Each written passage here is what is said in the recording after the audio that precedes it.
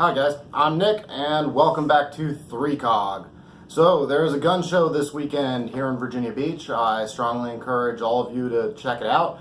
Come see us at SSG Tactical. Be there all weekend. It's at the Virginia Beach Convention Center and I look forward to seeing you there.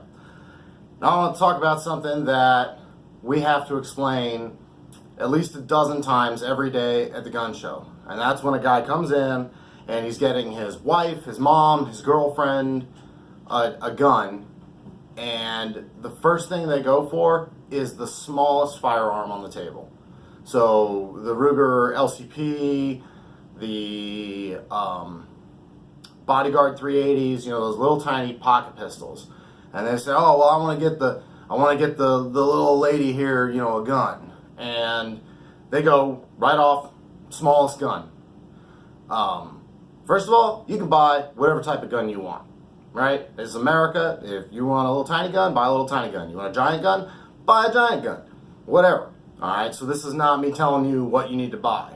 I am going to say, however, that the little pocket pistols are a terrible choice for a first-time gun owner. They're a terrible choice for smaller frame shooters in general. Yeah. So what it comes down to is what do you actually want out of the gun? You know, if the gun is, if the firearm is only going to be used for home defense and it's never going to be carried, then you don't need a little tiny gun. Ideally, you want a larger gun, and I'll explain why in a minute. If it's something that maybe you are going to carry, then of course, yes, you're going to want smaller size. But the little tiny pocket 380s and the pocket 9mm, they're not fun to shoot. So here's part of the reason why. So this is the smallest gun I own. This is a Polish P64. It is clear and safe. So if you look at it, and I'm not going to muzzle myself, but if you look at it, and you look at the back strap area here, right, that's not very wide. So that means when you press the trigger, all that force goes directly into a small part of the palm of your hand. It's not comfortable. Pocket pistols are hard to shoot accurately because the distance between the rear sight and the front sight is so short that your sight radius is reduced, and it makes it harder to shoot accurately at any type of range. Pocket guns are a great get off me, bad breath distance gun. There's no question. And having a gun is certainly better than not having a gun. But the guy walks in and he's like, "Oh, that's what you need right there," referencing, you know, one of the little tiny guns. But then when we actually start talking to them about what they want to do with a firearm, that's generally not the best fit for them. So part of the problem with little tiny guns, they're not fun to shoot. They have a short sight radius, so they're less accurate. Generally speaking, the sights themselves, now this is an old gun, or a cool old gun rather, but generally the sights themselves are not very good either. They're minimalist, they're designed not to snag inside of pockets and stuff like that. So they're actually harder to use. If the firearm is strictly going to be used inside the house, get a bigger handgun. You have magazine capacity working on your side, you know, double stack 9. Most of them are holding 17 rounds now in a full size. So obviously, Beretta M9, it is clear and safe. All right. So the sight radius is longer, makes it easier to shoot at range.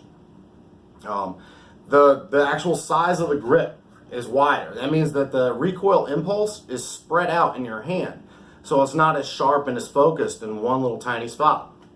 It's easier to get two hands on the firearm. So obviously having two hands on it makes it easier to absorb the recoil, makes it easier to reduce the muzzle flip, follow-up shots are faster, all that. And a larger frame gun, not necessarily a larger caliber, because both of these are 9mm. I'm sorry, this is 9mm, that's a 9x18 Makarov, or Makarov, technically. But a larger frame gun is easier to shoot.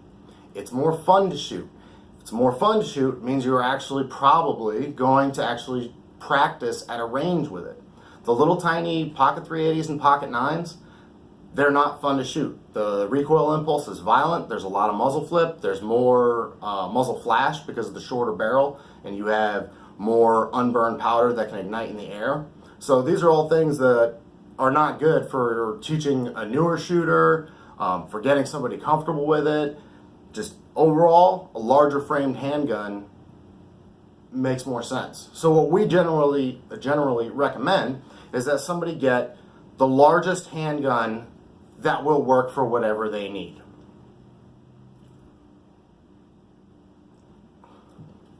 So if you're, okay, you want it for home defense and you're going to carry it concealed on your person and you're a smaller framed individual, okay, then one of the small single stack 9s or 380s might be the right option for you.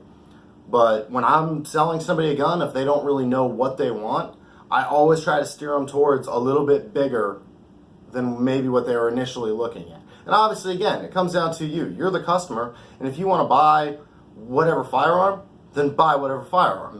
That's not what I'm saying. I'm saying that if you're asking for advice and you're asking for an opinion, then we try to find a gun that fits your hand better, to where you don't have fingers hanging off, because that makes it harder to control the recoil and the muzzle flip. Ideally something you can get two hands on, comfortably. For home defense specific, I highly recommend getting a firearm that can have a light mounted to it. But home defense firearms specifically is a whole nother topic that we're going to talk about at a later time. But so it's always, so what do you want the firearm to do? What do you want out of the firearm?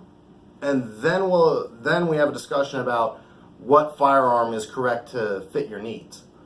But it's always hilarious because the guy will point at it and he'll be like, "Yep, there it is right there. That's the one we were talking about."